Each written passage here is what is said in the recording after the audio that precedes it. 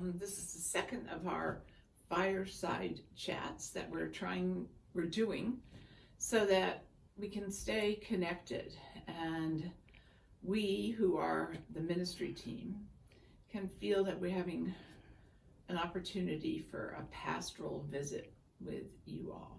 So we call these fireside chats. Here's our fireplace. But there's no fire in it because it's supposed to be in the 70s today. When I first thought about this, doing a talk from my house with someone filming me, it reminded me of the time that, I can't remember the reporter, but one reporter went to the White House and Jackie Kennedy walked around and pointed out certain things in the White House and just told people, just actually unveiled herself a little bit to the country. And I thought about doing that, but then I remembered that this is where we cleaned. So this will just have to do. Anyway, so when I was thinking about how to talk with you today and how to sort of put into a package what I've been experiencing is has had a theme that has been recurrent, even though I was not looking for that theme, the theme of prison. And now, just Carol is filming me, and I just want her to know that I do not feel like I'm in prison here, because she could do a lot with that camera. Anyway, but we are we are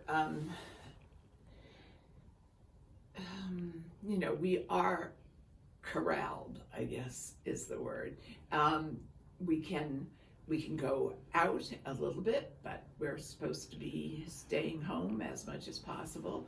And in some ways that, for me who thinks of running out and jumping in the car and going to Whole Foods and getting this, or going to CVS or whatever, it feels a little bit like an imprisonment. But how this sort of theme started was when I went outside the other night, and there was stars in the sky, and we have these huge, beautiful, tall pine trees, and you look up and you can see them a little. They're some of them are I forget what they call it, but they're very lacy and droopy, and so they sort of flow in the wind. And having them and the stars up above, and it was very quiet here, and I just thought how much I love the world, and how that nature going on and everything, how that makes me, it gives me hope, and it gives me joy. And I remembered a couple of other incidents or times that I've read about similar experiences people have had, and they've been in prison. Dietrich Bonhoeffer, who was a Lutheran priest and participated in a failed attempt to assassinate Adolf Hitler, was in a concentration camp, and ultimately he was executed. But while he was there, he watched from his window, or a window, I don't know exactly what the setup was, but he watched birds, he saw a fly, he saw the trees, and he knew that God was good. It gave him hope that once the nightmare they were going through, and I'm not at all comparing what we're going through to what they were going through, but it was an extremity, and once it was over, and he was sure it would be over, as we are sure this will be over, that you could count on the world going on. And then I remembered having read I think it was in the 70s, I read a book recently about the prison revolt at the Attica prison in upstate New York.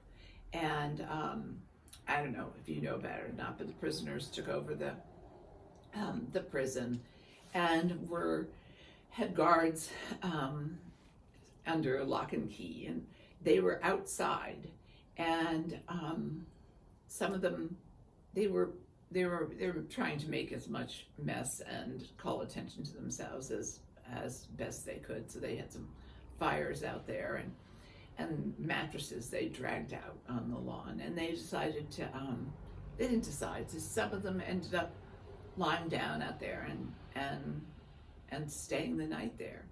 And one of them said, looking up and seeing the stars for the first time in maybe I think his was 8 or 9 years. I mean, in the midst of all this horror, and it was a very bad situation, his chest just swole with love at the beauty of the earth and that of the blessing that just seeing the stars. It makes me cry when to think about it. Just seeing those stars was such a gift, and we are surrounded by that gift. And I think about us as being a little bit, if not imprisoned, away from one another. So I wanted to read this bit of Philippians to you because it speaks of a little bit of how I feel about all of you, and how, despite the ways we are staying together, and I think we're doing a really good job of this, as our president would say. I think we're doing a 10, but anyway, I miss seeing you face to face. I miss the energy of being with all of you in one room. It's something different. And having said that, we've gotten so aware of how important community is to us and how important we are to one another. And okay, stop now before I start the crying. So I'm just going to read a little from the first chapter of Philippians, which is Paul's letter to the church at Philippi. And he says, I thank my God every time I remember you, constantly praying with joy in every one of my prayers for all of you, because of your sharing in the gospel from the first day until now. I am confident of this, that the one who began a good work among you will bring it to completion by the day of Jesus Christ. It is right for me to think this way about all of you, because you hold me in your heart, for all of you share in God's grace with me, both in my imprisonment and in the defense and confirmation of the gospel. For God is my witness, how I long for all of you with the compassion of Jesus Christ. And this is my prayer, that your love may overflow more and more with knowledge and full insight, to help you to determine what is best, so that in that day of Christ you may be pure and blameless. So, and that the imprisonment, when I chose that, because I knew about Paul writing that, and then imprisonment comes up. The other piece of scripture that I was thinking about, and I'm just going to read you the first stanza, because it does get a little graphic. But this is Psalm 137, and this was when the people from Jerusalem had been taken to Babylon. They weren't in prison there, but they were in the same sort of way we are. They were taken away from their lives, their daily lives, and they spent a lot of time remembering. So, and the people in Babylon wanted them to sing. They had a lot of instruments, and so this psalm is about that experience. By the rivers of Babylon, There we sat down and there we wept when we remembered Zion. On the willows there we hung up our harps, for there our captors asked us for songs, and our tormentors asked for mirth, saying, "Sing us one of the songs of Zion." How could we sing the Lord's song in a foreign land? So I'll tell you how. We have streaming our service on Sunday, and we are singing in the most unusual ways, and I would love if somehow people could take sort of a selfie of themselves, a little selfie video singing, one of the hymns. If they are singing, I'm not trying to, some people just don't have the gift. But if they are, or humming or whatever, and then we could see everybody singing "A Mighty Fortress is Our God," or humming it or whatever. In any rate, I know that we'll be together in body again.